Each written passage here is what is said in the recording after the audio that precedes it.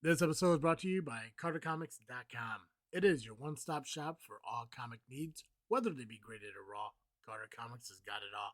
All you gotta do is go to CarterComics.com, use the discount code FREAKNET, FREAKNET. You'll save 10% plus free shipping on your entire order. Again, CarterComics.com, one-stop shop for all comic needs.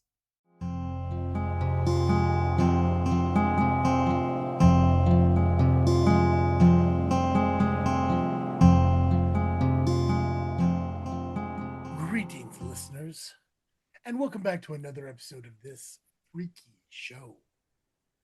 I am your host, Travesty, and with me this evening, The Freak Joe.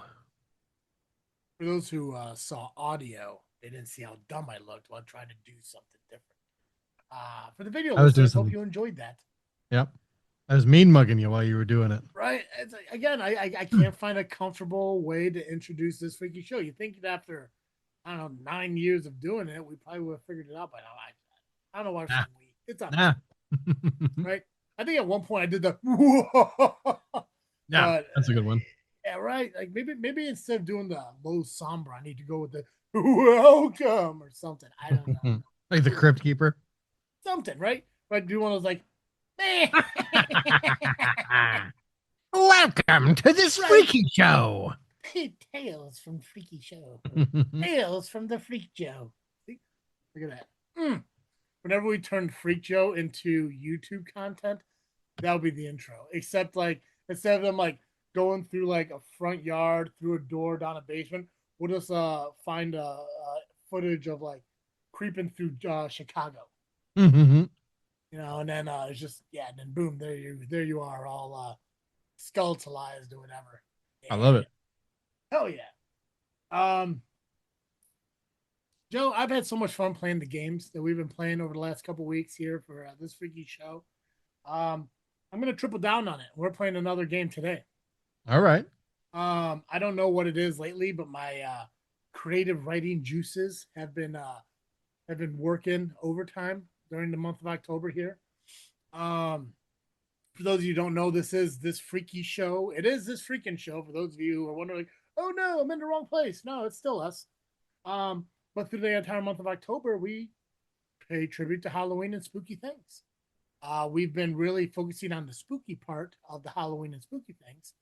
I think next week we'll definitely talk some Halloween. Obviously, next week is Halloween. Next Friday, the 31st is Halloween. We're gonna do our best to try to get 2 more episodes in, but we'll definitely have 1 more episode for you guys, and then we'll try to focus more on Halloween stuff. I did promise you that I'm going to talk about some murderers I happen to have worked with when I worked at Sears. I forgot about that. That's exciting. We're still going to do that. So depending on what we can do for you guys in the next week and a half here, we'll try to get 2 more episodes for you. If not, we'll just try to cram it all into one. So don't you worry. I'm going to keep my promise and talk about the murderers I worked with that I didn't know I worked with until after. But obviously we're going to talk about Halloween because we got to talk about Halloween if we're going to do this freaky show. But again, I'm going to triple down on the games. And Joe, this game is going to be called Freaky Did It or Freaky Didn't. All right. So what I got here now is I got a list of 10 serial killers. I know you're thinking, simple. Bundy, Gacy, Dahmer. No. These are lesser known serial killers. All right. So it's possible you may have heard of them if you're a deep diver into serial killers and serial killer podcasts and stuff like that. The big ones aren't here, though. So, okay. Here's the catch, though. Now, why is it called Freaky Did It, Freaky Didn't? Well, because of the list of 10, only 5 of them are real serial killers. The other 5 are fake. Unlike the previous games, you're not going to know the answer until the very end. So, I'm going to give you the name, the murder count, the area, a brief summary, and how they got caught, and the inevitable outcome of all of it. Of these 10, I'm going to read you the first one. You give me the answer. You can write it down. You can put it in the comments of the Zoom, whatever is easier for you. At the very end, we're going to compare. And we're going to find out if you know serial killers or you don't. Because we're going to find out, Joe, if these folks freaky did it or freaky didn't. All right. Okay, first one on the list here, Joe. We have a Thomas Redfield. Thomas Redfield murdered 18 people in the Chicago area.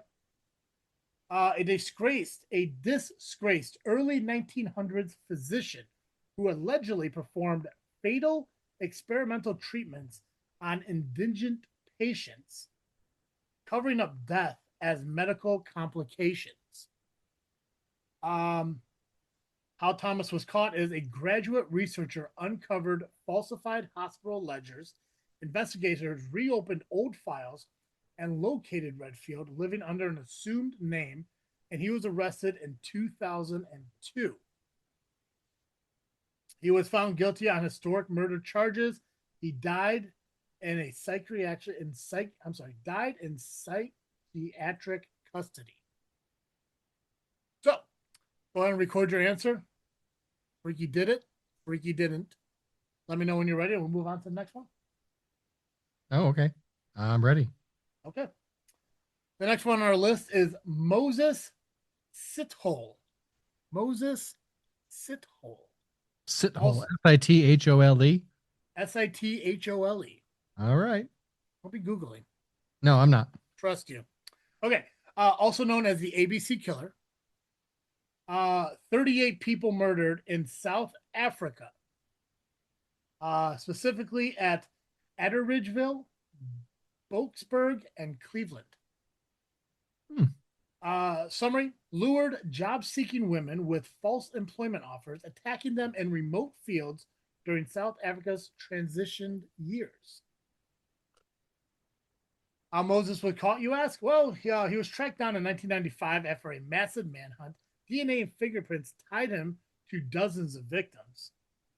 He was eventually sentenced to 2,410 years in prison. So, Joe, I'm sorry, 2,000? 410 years in prison. That's right. I know you're thinking, wow, 2,000 is a lot. 2,400. So, yeah. That's crazy. So, Freaky did it. Freaky didn't. I've written it down already. Okay. Evelyn Mercer, first female on our list here, murdered 12 people in the greater London, England area. Community volunteer who preyed on elderly neighbors, poisoning them through shared tea ceremonies and masking the deaths as natural causes. Eventually caught, a coroner's reviewing similar deaths, discovered identical toxins. Police raids found a poison tin and handwritten journal of names. Arrested in March of 2011. She was convicted and serving a life sentence with a 25-year minimum. Currently incarcerated. So, Joe, Freaky did it. Freaky didn't. All right, I've written it down. Okay. Robert Hansen, known as the Butcher Baker. Between 17 and 21 victims. No accurate count on this one. In Anchorage, Alaska. Mild-mannered baker who kidnapped women and released them in the Alaska wilderness to hunt for sport. After one victim escaped, police searched his home and found a map of burial sites and trophies from victims. Convicted on multiple murders, sentenced to 461 years plus life. Plus life is very Plus funny. life. Freaky did it. Freaky didn't. All right, I've written it down. Okay. Maria Crane, only 6, so not a large number. Still serial killer eligible. New Orleans, Louisiana. A seamstress who stitched victims' initials into garments, claiming it preserved their souls. Textile fibers and security footage links her to specialty thread used on several garments and was arrested in January of 2015. Was convicted and is currently serving a life sentence in prison. Freaky did it. Freaky didn't. Okay. Israel Keys is the next on our list with 11 murders in Alaska, Vermont, and Washington. Really got around. Right? Yeah, not just West Coast. Hit that Vermont. Is Vermont a coastal? Yeah. Coastal? Okay, so appreciate the ocean. Okay, oceans. Mm-hmm. See the shining sea. Right. A serial uh, killer he. Nomadic killer who buried kill kits across the U.S. and struck randomly to avoid patterns. Uh, how did Israel get caught? Well, he used the victim's debit card in multiple states. ATM footage and FBI tracking led to his arrest in Texas. Israel confessed to several murders and died by suicide while in custody. Freaky Wild. did it. Freaky did Okay. it. Marcus Hale, 9 murders in Boston, Massachusetts. A night shift custodian who strangled lone late shift workers, leaving a folded handkerchief near each body. CCTV footage and fiber analysis from his janitorial uniform tied him to multiple scenes. He was eventually arrested in June of 2014. Currently serving a life sentence without parole. Okay. All right, next one is Joachim Kroll, known as the Rue Cannibal. The Rue. Yeah, I don't know if my German's right there, but clearly this was in West Germany in the Ruhr region. I don't know, Ruhr, Ruhr region, something like that. A quiet factory worker who killed and dismembered victims, occasionally consuming flesh. Police investigating a plumbing blockage found human remains in his apartment drain. Kroll calmly confessed to multiple murders, and in 1991 he died while serving a life sentence.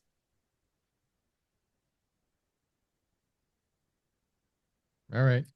That was number Yeah. 7. No, that was number 9.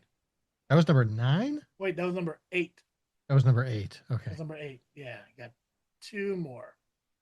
Did you miss one? No, I think I'm good. Okay. Number 9 is Daniel Crow. 5 murders in Seattle, Washington.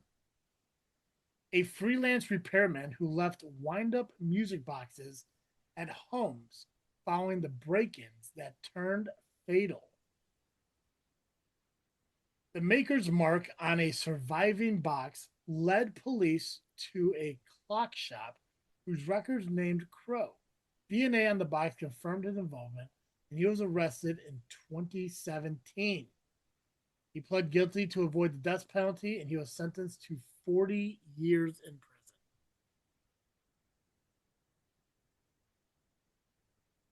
They're giving a lot fewer years as the Weird. as the years go on. Yeah. It's weird to think that, like, hey, you want to avoid the death penalty? Just say you did it. What do I get in return? 40 years. I mean, I guess technically, depending on the man's age, it could be a life sentence. But I mean, if dude's only 40 and he's doing this and he gets 40 years, I mean, if he can make it to 80, 85, then. Right? Yep. Ready for the last one? Mm-hmm. Okay, the final one is Pedro Rodriguez Fijo, known as the Killer Killer. Upwards of 70 victims, possibly more. This murderer, yeah, this murderer comes from Brazil, claimed to murder criminals and abusers in revenge for societal injustice, killing both on the streets and in prison. He was arrested in 1973, later admitted to many more murders while incarcerated. Served 40 years, later released and then rearrested for new crimes. Freaky Okay. did it or Freaky didn't? Got it. All right, Joe. So you got your 10? I do. Okay, we're going to start at the top now. We're going to see how you did. Like I said, 5 are real, 5 are fake. Let's find out who did it, who didn't. Thomas Redfield, Joe. Did he Freaky did it or Freaky didn't? I got Freaky didn't. Didn't? Did not. That's correct, Joe. He is fake, made up. I feel like I'd know a Chicago serial killer. Right? Okay. Listen, I tried to go to extravagance and unique as we go on. So got to start easy for you. Yeah, yeah, I appreciate it. Moses Sithole. Did it? He did it. Yeah. 100%. This is a real serial killer. I don't know why I'm fist pumping. That guy was fucked up. Pardon me. He was messed up. He was a messed up guy. Forgot the words. The one good thing he did is be a right answer for you. That's the one good thing he did. That's it. That's the only thing. His real sithole. I was thinking Sithole might have gotten you. Like okay, that's too close. That's definitely a Travis thing to do. So, I did briefly consider that. I'm not gonna lie. What about Evelyn Mercer? Did it or didn't? I think she did it. Think she did it. Yeah. Evelyn Mercer is fake, made up. Ah. Never mind. You're still 2. You still got 2. What about Robert Hansen? Did it or didn't? I think did it. I think he did it. Yeah. Robert Hansen is real. That is a real serial killer. Mariah Crane, did it or didn't? I wrote didn't. Did not. Mariah Crane is fake. We got Israel Keys. Did he do it or not? Did it. He did it. That is correct. He is a real serial killer. It's these like biblical named guys. It's just something about it. Marcus Hale. Did it or didn't? Is that 7? Yes. I wrote didn't. No, Marcus is fake. Marcus is fake. Marcus is fake. Oh, that means I got it right. All right. Kroll. Did Kroll do it or not? I said did not. Kroll is real. Kroll is real. The Rue. Yeah. He rue the day right there, buddy. He is real. Wild. You know, you always hear about German cannibals. Yeah. On the TV. they really go for it there. Yeah. Daniel Crow, did it or didn't? Did he freaky did it or didn't? I said did not. He did not. He is fake. Daniel Crow is not real. And then finally we got Pedro Rodriguez Fijo, real or fake? That one real. I'd say freaky did it. He did it. That's right. This dude killed more than 70 people, went to jail, got out, and committed more crimes. Oh yeah. But no, not a vigilante in Brazil. He went after. That's why I said hell yeah for the record. I'm like, oh yeah, he's like a Frank Castle. He's the Punisher. 100%. Yeah. He's a Dexter. There we go. That is. So Joe, that was Freaky Did It or Freaky Didn't. I think you got 7 of them. I think you did pretty well on this one. Nice. Definitely redeemed yourself from well, I guess you did well on the first one too. You did fine on the first one too. Yeah, you're good. Yeah. But I did worse on that one that I've done in a while. So but hey, good. Redemption. You did redemptions, I'm gonna say right now, right? They were all like legitimately, I was wondering, is this real? Is it not real? Was it something you took from like CSI? Because like some of them sound, I mean, even man, to kill 38 people or to travel around and randomly kill people. And you're close. I got a lot of inspiration from Bones. Gotcha. Nice. Yeah. Love the TV show. I still think like, man, I should restart it. But I got so many other TV shows that I'm watching. But when I was putting this together, I was like, okay, some of these I saw in Bones, and honestly, and when you sit there and you search like serial killers, like you can't find like an actual list of lesser known serial killers because you have to go find a list of serial killers and find the ones that you haven't even heard of. Like, okay, so here we go, and then you sit there like, okay, now you got to think of some goofy names or just logical names, but maybe a little bit off and some of that. It's like I said, creatively, I'm like, I don't know why I came up with some of these. It's nutty, but It was good. It was good. I thanks, liked it. man. I appreciate you. Appreciate that. But enough about me, guys. We are about to jump into what you all came for, and that is this week's Freaky Tale. I got to go find it. While Joe is finding that, I just want to remind you all that if you have not yet joined our Discord, please do so over at Freaknet Studios over on Discord. If you're curious on how to find it and you just can't seem to locate it on Discord, reach out to us on Facebook. I did post a link up there on Facebook. I guess I could do it again. Probably should, anyways. And also make sure you subscribe to our YouTube channel, Freaknet Studios. That's where our cemetery tour is being released throughout the entire month of October. You get to see all the cemeteries that Joe and I visit out in Iowa. So make sure you do that. Make sure you subscribe to YouTube. Make sure you join us over on Discord and just be part of the fun all around. All right. Just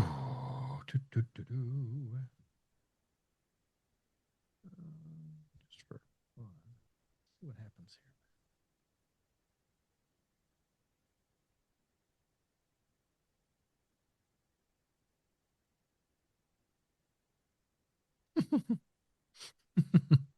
That didn't work at all. It's funny. All right.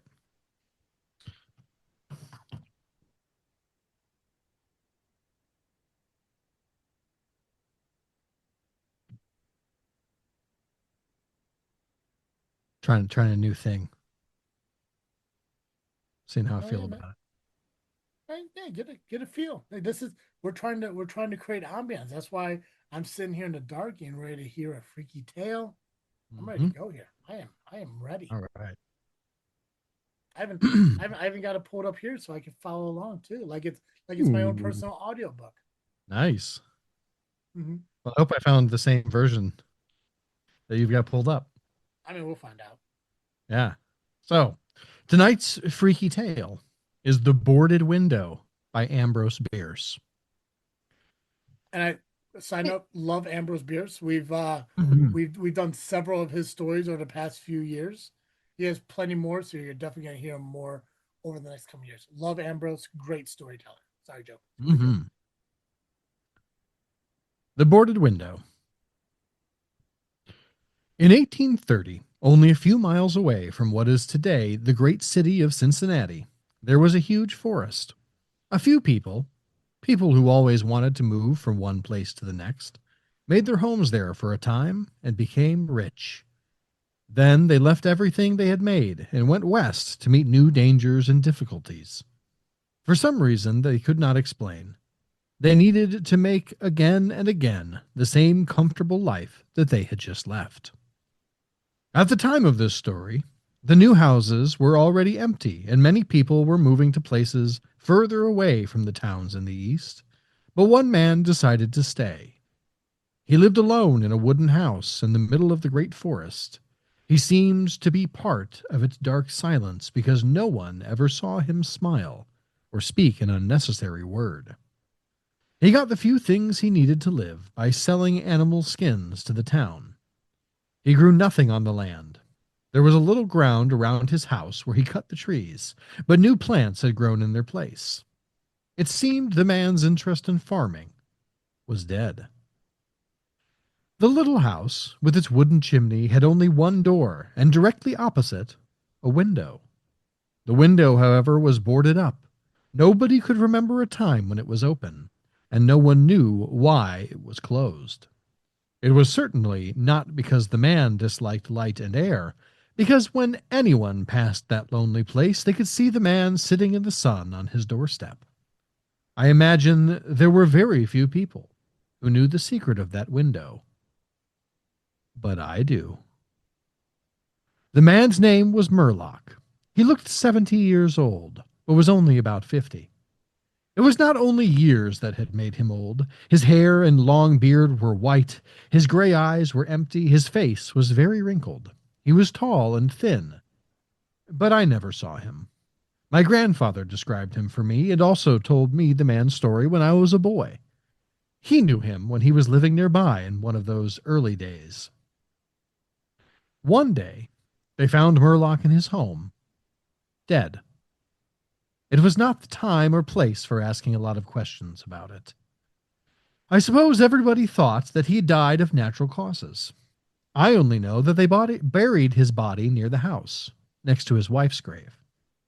She had died so many years before him that nobody could remember her.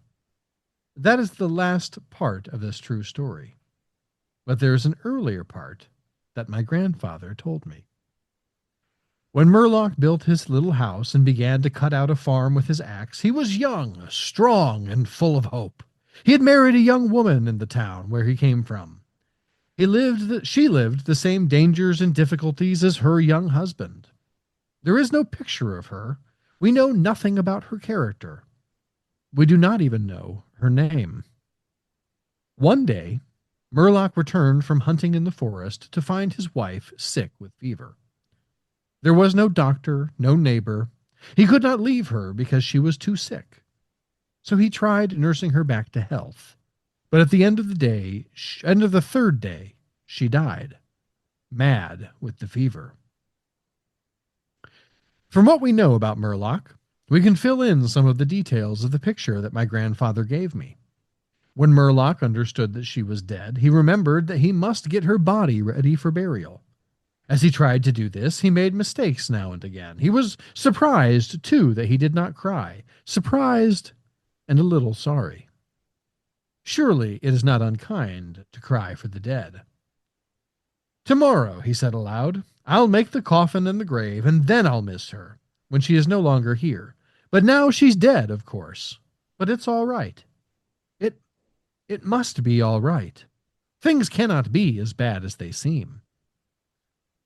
He stood next to the body in the evening light, putting her hair straight and doing everything without thinking.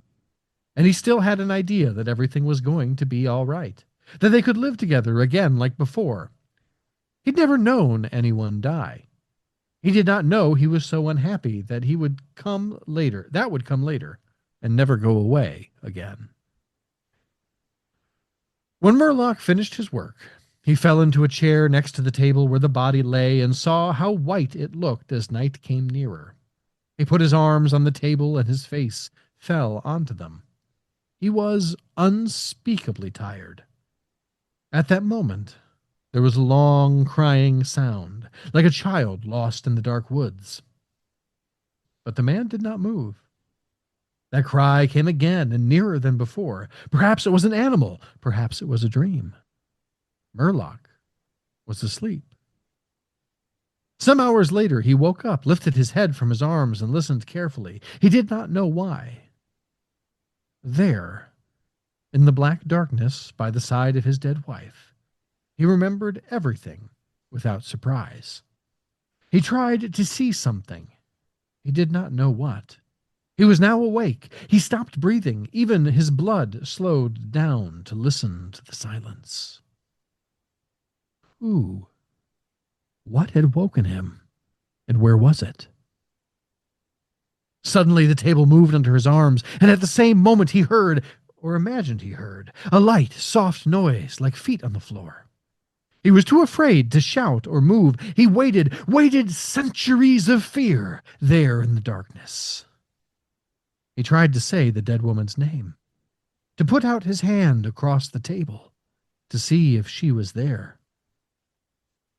He could not. Then something terrible happened.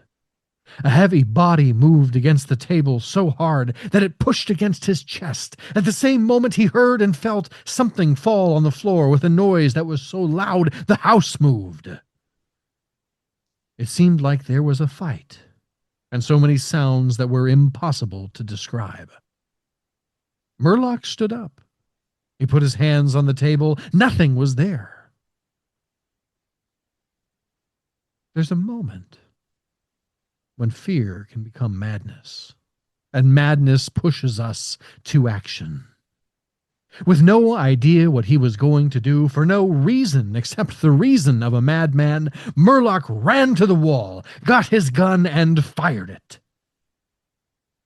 From the light which lit up the room, he saw a huge bear pulling the dead woman towards the window, its teeth in her throat.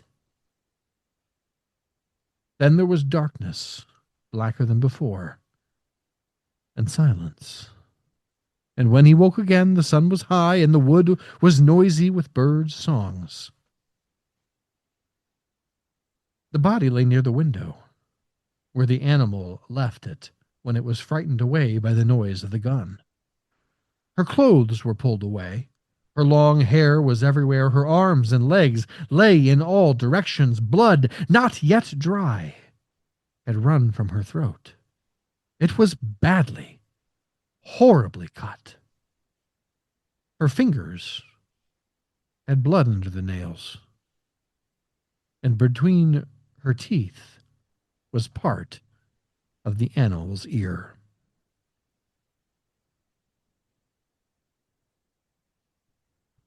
The end. He is a fantastic author. Love that dude. Mm-hmm. He's big on creeping dread. Mm-hmm.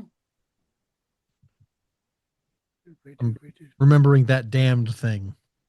Yes. Yeah. Well, I hope you remember it because we accidentally did it twice. Yeah, right.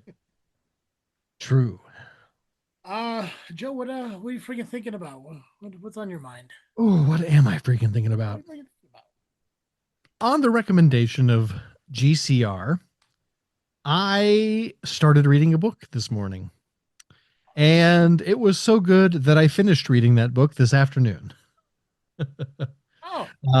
There is a series of books out. Right now there are 7 in the series called Dungeon Crawler Carl.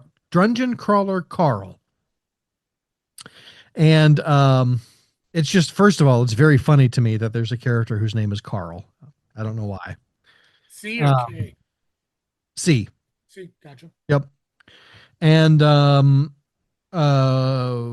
it happens to be a book that he had started, that GCR had started reading about the same day that the news broke that Seth MacFarlane is getting ready to produce a new show that is Dungeon Crawler Carl.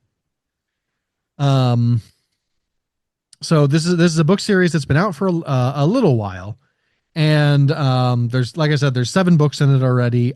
Looking at the synopsis for book 7, I don't think it's the last book in the series. I think it's just the last book in the series so far. So, it is, after Game of Thrones, it's bad practice to pick up a book series that's not been finished yet. That being said, it is a fun series. It feels like, if you're a fan of the Dresden Files, it feels like a very similar style to Jim Butcher. If you like the Hunger Games, or you like the Hitchhiker's Guide to the Galaxy, it feels like both of those books sort of slammed together with a little bit of the voice, like the writing style of Jim Butcher. So it's a very, like, it's a weirdly, there's some places where it gets weirdly sexual in a way that's like, it's fine, it's not high literature. But then there's also just like, it's, so if I may give you the premise, a man is sort of minding his own business in the middle of the night when his cat gets out the window and he's got to go get her. And so he goes out to save his cat, and all of a sudden the apocalypse happens. The world effectively ends. And there is a voice in the air that tells him to, basically, anyone who's listening, you have an X amount of time to make it to a door. And once you go into the door, you'll have the chance to win rulership of the planet that you are on. And so he, it's like 2 a.m. It's winter. He's in like a pair of his girlfriend's sandals, a pair of boxers, and a jacket that he threw on. So he goes to the door because his house is gone. The apocalypse took his house. So he goes into the door and he finds out that he is in a dungeon, like a Dungeons and Dragons style dungeon, and he has to make it to level 18 to win whatever you're supposed to win, and that's how the story starts. And it was very fun. It's a very fun little read. Like I said, is quick. I think on Kindle it was like 440 pages. The audiobook is about 12 hours long. I listened to it at double speed while I was doing other stuff today, and obviously got through it very quickly. So it's very light reading. It's very easy. I highly recommend it. Dungeon Crawler Carl, go pick it up. If you have Kindle Unlimited, which is like I think it's like $6 a month or something, um, it's free. The whole series is free on Kindle Unlimited right now. So, how about you? What are you freaking thinking about? Um, I had something. Yeah, I got lost in that dungeon Carl's in. Um, what was I thinking about? Serial killers, creative writing. Oh, yeah. Um, I don't know. I don't know how much I don't think I shared anything on the podcast yet. No, I don't think I did. I think I was just personal conversations with you. But excuse me.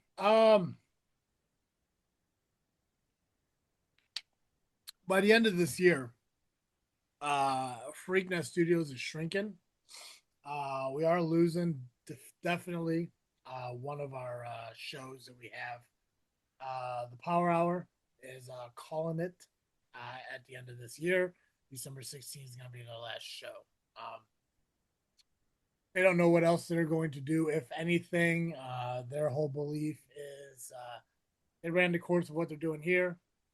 They might explore something else. I don't know if that means explore it with Freaknet Studios or on their own. I don't know. But as of December, we will be losing the Power Hour. There might be another show we might be losing. I'm not quite sure definitively on what that all entails, but I think by November we're gonna have another show that's gonna go away. Which is fine. There's a lot of things that are happening that somebody else wants to pursue, which happy for them. I hope it works out. We're working on some stuff to, in a sense, collaboration stuff, but that'll all be kind of explained and finalized and stuff once everything goes through. To use a phrase Joey used. That being said, um, the first or second week of November, when this freaking show does come back, I'm gonna have a couple friends come onto the podcast. Nick, I think I've spoken about before on this podcast, is a former coworker of mine. We worked on and off for many years together. Not the murderer.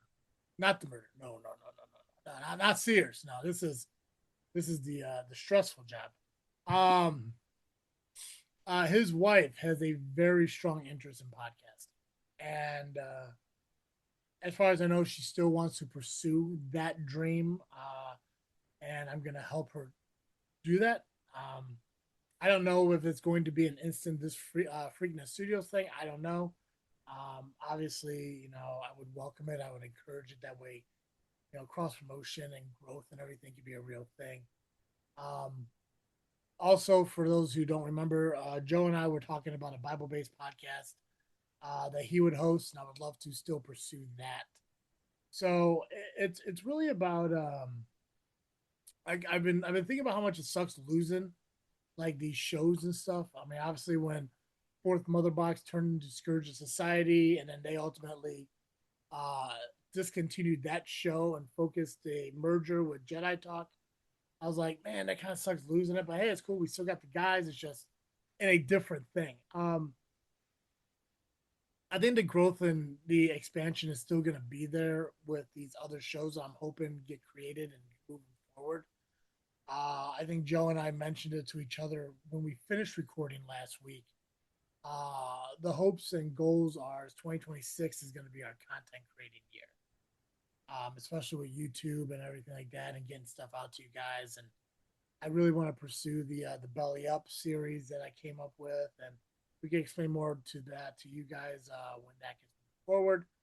And that kind of coincides with the whole collaboration of what somebody else who is leaving Freakin Studios to go do and still kind of be a partnership kind of thing. So I've been thinking about that over the course of the last 2.5 weeks when I found out these two shows were no longer going to be Freakin Studio shows, but also my friend's wife been talking to me about creating a podcast, and obviously me mentioning to you how I still love to do that Bible based podcast, or if anything, a podcast that you host because you've been in the this world for nearly 11 years and have yet to have a show that you host, not just co-host. So, It's true.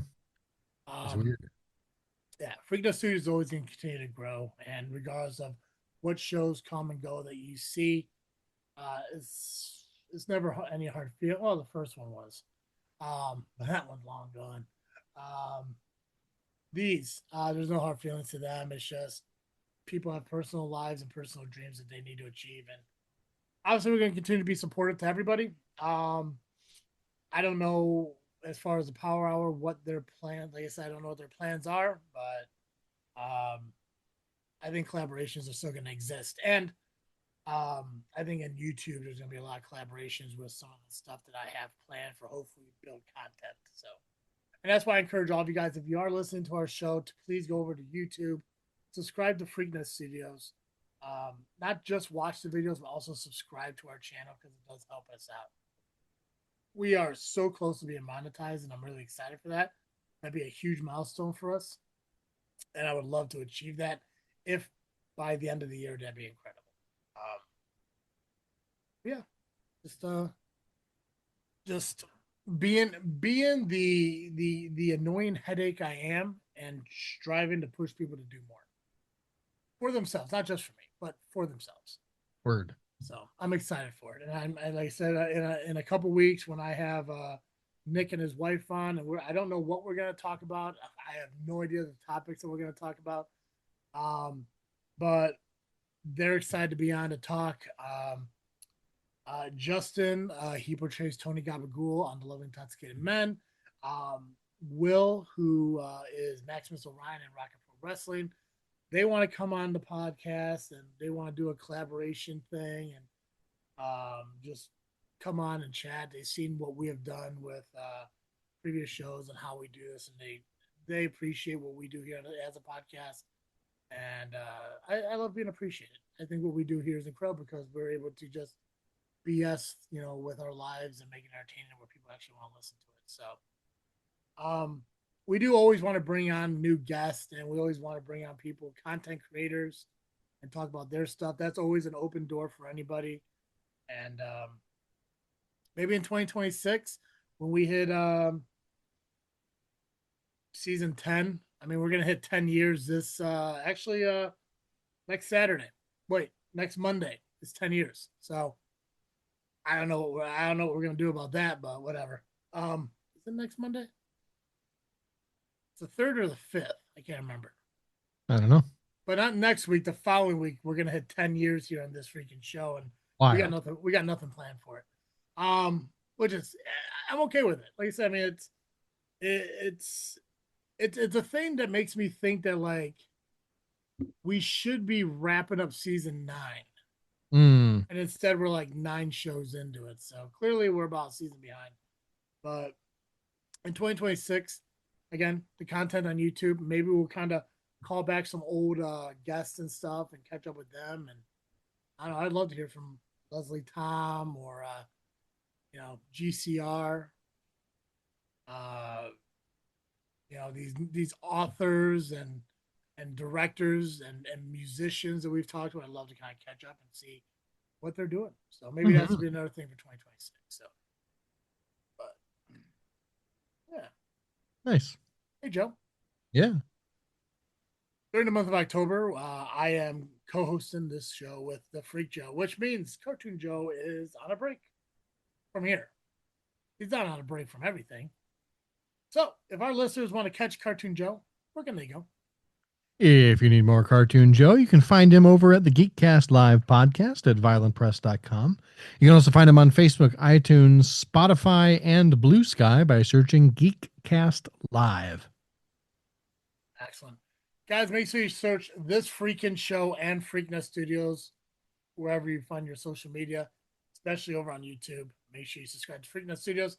Make sure you join our Discord at Freakness Studios. We'd love for you guys to be a part of both those things. Definitely. But check social media, this Freakin' Show, Freakness Studios. We will be there. Continue to listen to our show if you want to. Make sure you give us a rating and review, whether it be Spotify or Apple. We'd love to get those ratings. But if you choose to watch the show, you can do so over at the Freakin' Studios YouTube channel. I'm guessing Joe is being summoned to hell based on that red light that he has. So we'll wrap this up as I always do, saying, as always, I'm Travis David. And I'm the Freak Joe. And thank you for tuning in to another This Freaky Show.